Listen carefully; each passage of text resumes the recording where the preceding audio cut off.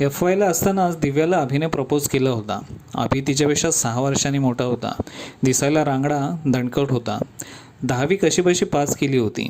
त्याची स्वतःची रिक्षा होती. रिक्षा चालवून तो स्वतःचा उदरनिर्वाह चालवत होता. दिव्याचे उलट होते. दिसायला सुंदर होती.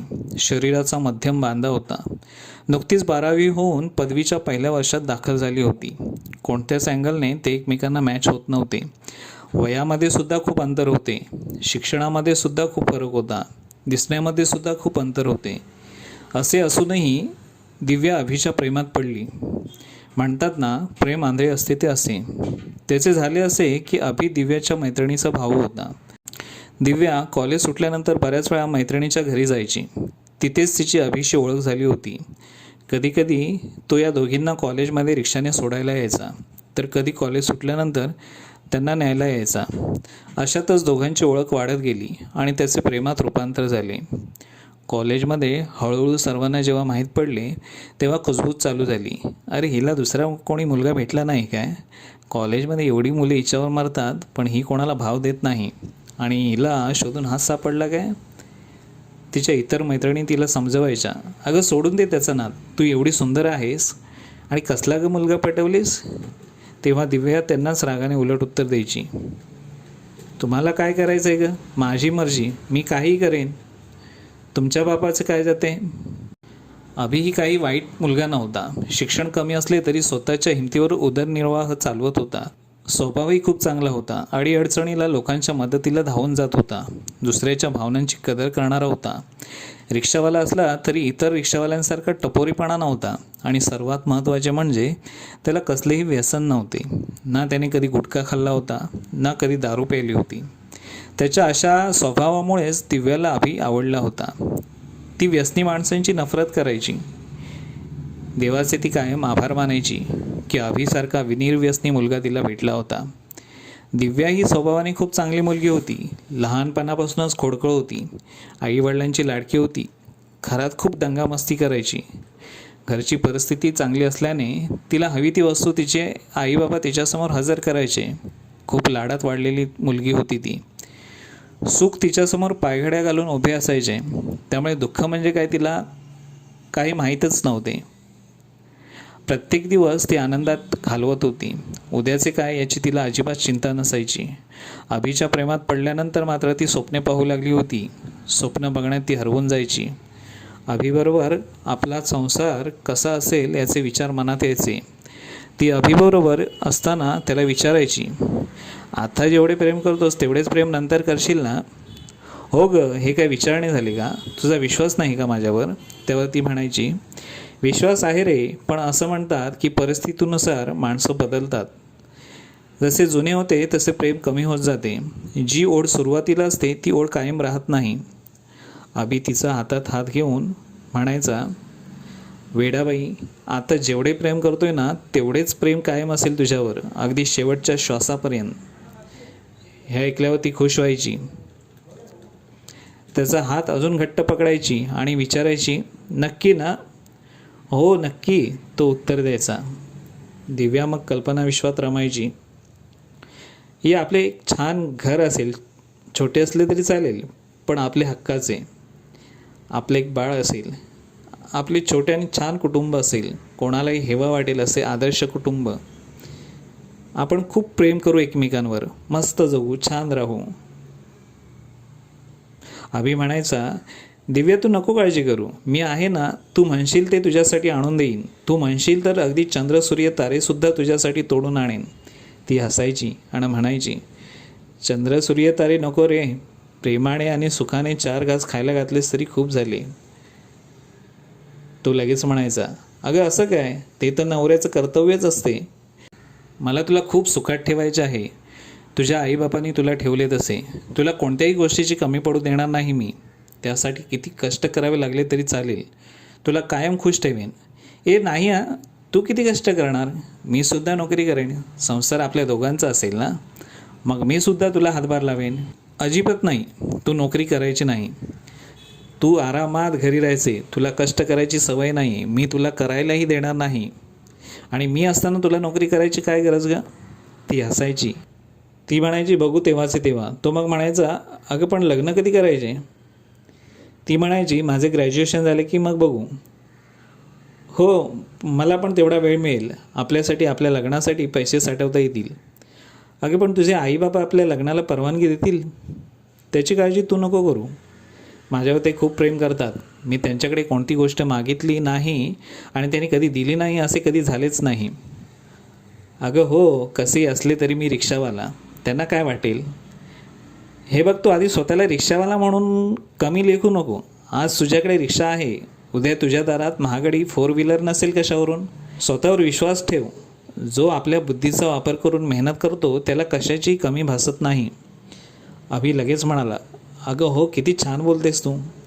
मला शिकलेली बायको मिळणार याचा मला खूप अभिमान वाटतं. मी करेन मेहनत. बघ तुझे स्वप्न पूर्ण करतो की नाही ते. माझे नाही, आपल्या दोघांचे. समजले बच्चू? ती प्रेमाने म्हणायची. मग तो लाडात येऊन म्हणायचा, मग एक दे ना. ती म्हणायची, काय? एक पप्पी छोटीशी? ए नाही हां, हे सर्व लग्नानंतर, असं म्हणून ती उठायची. ओके बाबा, तो म्हणायचा. ती लगेच त्याचा गाल ओढायची. किती समजूतदार आहेस तू. हा समजूतदारपणा लग्नानंतरसुद्धा दाखव, असे म्हणून ती चालायला लागायची. हो नक्की, तुझ्यासाठी काय पण, तो म्हणायचा. चल निघते मी, खूप उशीर झाला आहे घरी जायला. आई बाबा वाट बघत असतील. अगं थांब ना, तुला सोडतो रिक्षाने. तो तिच्या मागे मागे यायचा. मग ती त्याच रिक्षात बसायची. रिक्षाच्या आरशात तिच्याकडे बघत तो रोमॅन्टिक गाणी गुणगुणायला सुरुवात करायचा. ती खुश व्हायची, लाजायची. त्याचा तो रोमॅन्टिकपणा तिला खूप आवडायचा. पण लगेच त्याला थांबवायची. अरे समोर बघ, बाजूने जरा गाड्या येतात जातात, तिकडे लक्ष दे. तिला काळजी वाटायची. किती छान दिवस जात होते. बघता बघता दिव्याचे ग्रॅज्युएशन कंप्लीट झाले. इकडे अभिनेही मनावर घेतले होते. दिव्यासाठी त्याची काही करायची तयारी होती. त्याने अजून एक रिक्षा घेतली होती. आता एक रिक्षा तो स्वतः चालवत होता आणि दुसरी भाड्याने दिली होती. बऱ्यापैकी घरात पैसे येत होते. दिवसेंदिवस तो प्रगती करत होता. दिव्याला डोळ्यासमोर ठेवून तो हे सर्व करत होता. दिव्याही त्याची प्रगती बघून खूप खुश होती. अभि आता लग्नासाठी दिव्याच्या मागे लागला होता. दिव्याला सुद्धा अभिला दिलेला शब्द पाळायचा होता. पण आईबाबांना सांगायचे कसे, हा तिच्या पुढे मोठा प्रश्न होता. तिला पळून जाऊन लग्न करणे मान्य नव्हते. तिला विश्वास होता आईबाबा आपल्या लग्नासाठी परवानगी देतील. पण ती संधी शोधत होती. आईबाबांचा मूड बघून त्यांना अभिबद्दल सांगायचे होते, पण तशी संधी सापडत नव्हती. इकडे आईवडिलांच्या मनात काही वेगळेच चालले होते. त्यांनीसुद्धा दिव्यासाठी एक चांगला मुलगा बघून ठेवला होता. दिव्याने काही सांगायच्या आत त्यानेच एक दिवस लग्नाविषयी सांगितले. त्याने तिच्यासाठी एक चांगले स्थळ पाहिले होते. मुलगा चांगला आहे, संस्कारी आहे, व्यवहारी आहे, वेल सेटल आहे, श्रीमंत आहे आणि सर्वात म्हणजे त्याला पूर्वीपासून ओळखतो. त्यामुळे विश्वासातला आहे. तुला शोभून दिसेल, छान सांभाळेल तुला. हे सर्व सांगताना आईबाबा खुश दिसत होते. दिव्याला मात्र हे ऐकून धक्काच बसला. तिला अभि डोळ्यासमोर दिसू लागला. तिला अभिशीच लग्न करायचे होते. तिच्यासमोर जरी कोणी सोन्याची खाण आणून जरी ठेवली असती तरी तिला ती नको होती. पण आईबाबांना हे कसे सांगायचे, तिला मोठा प्रश्न पडला होता. काय करावे तिला सुचत नव्हते. तिने मानाशी पक्के ठरवले, आता बोलले नाही तर यापुढे कधीच बोलू शकत नाही. मुकाट येणं नको असलेल्या मुलाशी लग्न करावे लागेल. मी आणि अभिने पाहिलेली सर्व स्वप्ने धुळीला मिळतील. नाही, बोलायलाच पाहिजे. तिने हिंमत एकवटून आईबाबांना सर्व सांगितले आणि म्हणाली, मी लग्न करेन तर अभिशीच, नाहीतर कोणाशीच नाही. दिव्याचे हे बोलणे ऐकून आईबाबांच्या पायाखालची जमीन सरकली. बाबा खूप संतापले होते. अगं कार्टे, तुला काय हे खूळ लागले? बाबा रागाने बडबडू लागले. तुला मुलगा मिळाला आणि तोही रिक्षावाला? तुला दुसरा कोणी भेटला नाही? आमचे नाक कापशील अशा मुलाशी लग्न करून. सगळी इज्जत धुळीला मिळवशील आमची. तुला तळ हाताच्या फोडाप्रमाणे जपले, कधी कशाची कमी पडू दिली नाही आणि तू त्या रिक्षावाल्याशी लग्न करायला चाललीस? त्याची अवकात तरी आहे का तुझ्याशी लग्न करायची? काय सुखात ठेवणार आहे तो तुला? मागापासून दिव्या निमूटपणे ऐकून घेत होती, पण आता तिलाही राग यायला लागला होता. बाबा काय हो सारखे सारखे रिक्षावाला करता? तो सुद्धा माणूसच आहे ना. रिक्षावाल्याला काही इज्जत नसते का? अभि खूप चांगला मुलगा आहे, तुम्हाला खूप सुखात ठेवेल. मुलीचे हे बोलणे ऐकून आई म्हणाली, बाळा तुला काय समजत नाही का? आम्ही तुझ्या सुखाचाच विचार करतोय ना. प्रेम हे आंधळे असते, पण जेव्हा वास्तवात चटके बसतात ना तेव्हा माणूस भानावर येतो. बाळा, अजूनही विचार कर. नाही आई, मी लग्न करेन तर अभिशीच, नाहीतर मी जीव देईन. दिव्या, काय बोलतेस तू हे? आई संतापली. दिव्या ही अट्टाला पेटून उठली होती. तू कशी त्या रिक्षावाल्याशी लग्न करतेस ना तेच बघतो, असे म्हणून बाबा रागाने आतल्या खोलीत निघून गेले. दिव्या घाबरली. तिला माहीत होते की तिचे वडील ही तिच्यासारखे सट्टे होते. बोलेन ते खरे करून दाखवणार असा त्यांचा स्वभाव होता. आणि असेच झाले तर मला अभिला कायम विसरावे लागेल. नाही नाही, हे शक्य नाही. अभि माझा जीव की प्राण आहे. मी नाही राहू शकत त्याच्याशिवाय. ती बाहेर आली. अभिला फोन लावला. झाला सर्व प्रकार अभिला सांगितला आणि म्हणाली, अभि, आपण पळून जाऊन लग्न करू. अभिला तर आयतीच संधी चालून आली होती. दिव्याचे ते बोलणे ऐकून तो खूप खुश झाला, कारण त्याला तेच तर पाहिजे होते. तो कधीपासून लग्नासाठी तिच्या मागे लागला होता. दिव्याला त्याने लगेच होकार दिला. मग त्या दोघांनी फोनवरच प्लॅन केला. कधी, कुठे, कसे भेटायचे सर्व ठरले. ठरल्याप्रमाणे दुसऱ्या दिवशी त्यांनी कोर्टात जाऊन लग्नही केले. शेवटी दोघांना जे हवे होते तेच झाले. मनासारखे झाल्याने दोघेही खुश होते. पण आयुष्यभर सर्वच काही मनासारखे झाले असते तर किती बरे झाले असते ना. कोणालाही कसलेच टेन्शन नसते, दुःख नसते. प्रत्येक माणूस सुखी दिसला असता. दिव्याच्या आयुष्यातही तसेच काही घडणार होते का? तिच्या या आनंदाला, तिच्या या सुखाला कोणाची नजर तर लागणार नाही ना. माणसाला जर पुढच्या क्षणी आपल्या आयुष्यात काय घडणार आहे हे आधीच कळाले असते तर पुढची सर्व विघ्ने त्याला सहज टाळता आली असती. दिव्याच्या लग्नाची आज पहिली रात्र होती. दिव्या आपल्या रूममध्ये अभिची आतुरतेने वाट पाहत बसली होती. खूप खुश होती ती. आज ती अभिच्या स्वाधीन होणार होती, पूर्ण आणि संपूर्ण. अभि आणि ती आज एकरूप होऊन जाणार होती. ज्या घडीची इतके दिवस ती वाट पाहत होती तो क्षण जवळ येत होता. तिच्या मनाची धडधड वाढली होती. तो कसा जवळ येईल, काय करेल? तिचे मन कल्पना विश्वात रमले होते. काही वेळाने ती भानावर आली आणि लाजेने तिचेच तिला हसू आले. वेडीच आहे मी, काहीही विचार करते, स्वतःशीच पुटपुटत होती. पण हा अभि कसा नाही आला अजून? जाताना म्हणाला होता मित्रांना आज लग्नाची पार्टी द्यायला येतोय म्हणून, पण लगेच येतो म्हणाला होता. आता तर खूप उशीर झाला होता. आता मात्र तिचे मन अस्वस्थ झाले. तिने फोन हातात घेतला. अभिला कॉल लावला. रिंग वाजली. त्याने फोन उचलला नाही. परत लावला तरी त्याने फोन उचलला नाही. असा काय हा? फोन का नाही उचलत? एरवी माझ्या ओढीने मी जिथे असेल तिथे यायचा आणि आज त्याच्या हक्काचा दिवस असताना कुठे राहिला हा? तिची चिंता वाढली. कुठे असेल? काय करत असेल? तिची काळजी वाढली. अर्धा तास झाला, 1 तास झाला, 2 तास झाले तरी तो अजूनही आलेला नाही. तिचे मन काही तिला स्वस्थ बसू देईना. एराझाऱ्या मारून तिचे पाय दुखायला लागले होते. फोनवर फोन करून थकली होती. आता मात्र ती रडायला लागली होती. असाच खूप वेळ गेल्यानंतर दारावरची बेल वाजली. तिने धावत जाऊन दार उघडले. समोर अभि उभा होता. त्याला त्याचा तोल सावरत नव्हता. तो लटपटत होता. ते पाहून दिव्या घाबरली. अभि, अरे काय झाले? असे म्हणून त्याच्याजवळ त्याला सावरायला गेली. तिला भस्कन त्याच्या तोंडाचा दारूचा वास आला. अभि, अरे तू दारू प्यायलास? ती अक्षरशः किंचाळलीच. हो नाही म्हणजे हो हो हो प्यालो. त्याला नीट बोलता येत नव्हते. त्याची जीभ अडखळत होती. काय बोलतोस अभि तू हे? तिने अभिचा पकडलेला हात नकळत सोडून दिला. तो अजून धडपडला.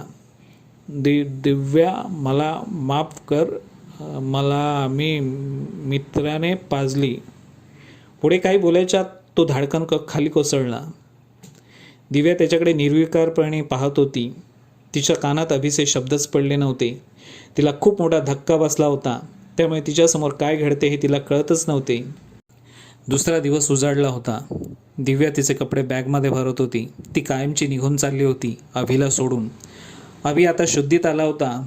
त्याला काल झालेल्या प्रकाराबद्दल लाज वाटत होती. तो हात जोडून दिव्याला मला सोडून जाऊ नको म्हणून विनवणी करत होता. दिव्या काहीच बोलत नव्हती. ती रागारागात आपले कपडे भरत होती. अभि तिला अडवण्याचा प्रयत्न करत होता. तिला गयावया करत होता. दिव्या, मला माफ कर. चुकलो मी, खरंच चुकलो. काल मी आपले लग्न झाले म्हणून खूप खुश होतो. मित्रांनीही आग्रह केला आणि आनंदाच्या भरात मी खूप मोठी चूक करून बसलो. पुन्हा नाही करणार असे मी. फक्त एकदा मला संधी दे. नको ना सोडून जाऊ मला. प्लीज, मी पाया पडतो तुझ्या. मला हवी ती शिक्षा दे, मी सहन करेन, पण प्लीज प्लीज मला सोडून जाऊ नको. मी नाही राहू शकणार तुझ्याशिवाय. अभि आता लहान मुलासारखा रडायला लागला होता. आता रडून काही उपयोग नाही अभि. माझा विश्वासघात केला आहेस तू. तुला माहीत आहे मला दारू पिणारी माणसे अजिबात आवडत नाहीत. मित्राने आग्रह केला तुला, जबरदस्तीने तुझ्या तोंडात तर ओतली नाही ना. घरात आलेल्या बायकोला एकटी सोडून तू मित्रांबरोबर दारू पिऊन पार्टी करत होतास. इकडे तुझी बायको रडत बसली होती आणि तू आनंद साजरा करत होतास. नाही अभि, तू दारू पितोस ही गोष्टच मी सहन करू शकत नाही. मला माझ्या आयुष्याचा जोडीदार निर्व्यसनी हवा होता. व्यसनी नवरा नको आहे मला. माझी वाट सोड, जाऊ दे मला. नाही, मी तुला कुठेही जाऊ देणार नाही. अभिचा हट्ट पाहून दिव्या थोडीशी नरमली. तिलाही अभिला सोडून जाणे शक्य नव्हते, पण अभिने दारू प्यायले हे सुद्धा तिला सहन झाले नव्हते. एक संधी अभिला द्यावी असा विचार करून ती थांबली. पण यापुढे अभिने असे काही केले तर एक क्षणही ती इथे थांबणार नाही असे अभिला ठणकावून सांगितले. अभिने सुद्धा ते कबूल केले. दिवस निघून जात होते. दिव्या ही मागची गोष्ट विसरून संसारात रमायला लागली होती. असेच एक दिवस ती प्रेग्नेंट असल्याचे कळाले. तिच्या आनंदाला पारावर उरला नाही. अभिसुद्धा खूप खुश झाला होता. येणाऱ्या आपल्या बाळाविषयी ते स्वप्न रंगू लागले. दिव्याच्या नशिबात वेगळेच काही लिहिले होते. असेच छान दिवस चाललेले असताना अभिला पुन्हा काय दुर्बुद्धी सुचली. तो पुन्हा दारू पिऊन आला.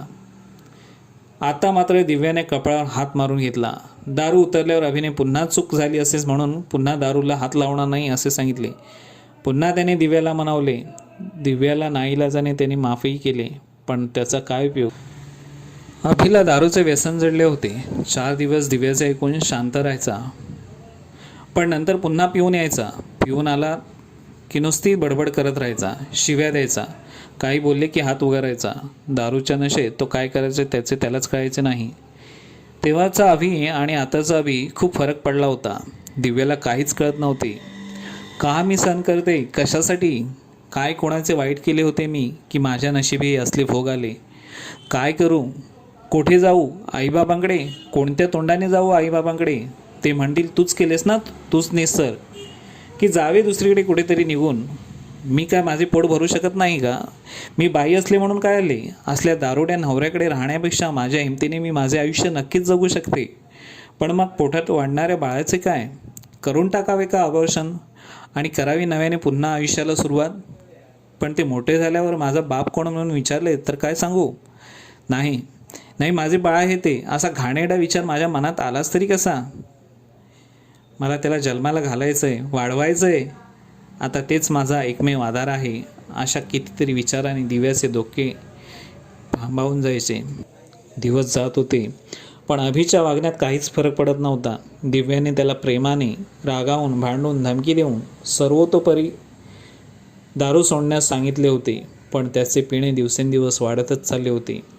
मनाला वाटले तर रिक्षा चालवायचा, नाहीतर मित्रांबरोबर दारू ढोसत बसायचा.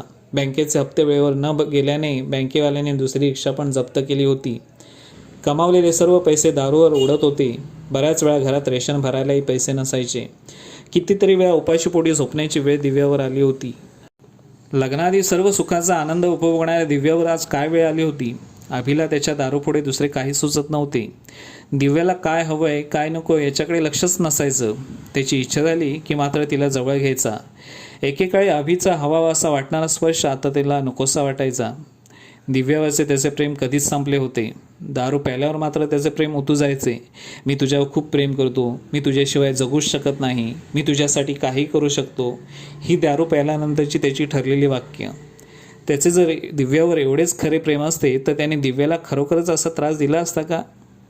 एवढा सर्व त्रास दिव्या फक्त एकाच गोष्टीसाठी सहन करत होती, जन्माला येणाऱ्या आपल्या बाळासाठी.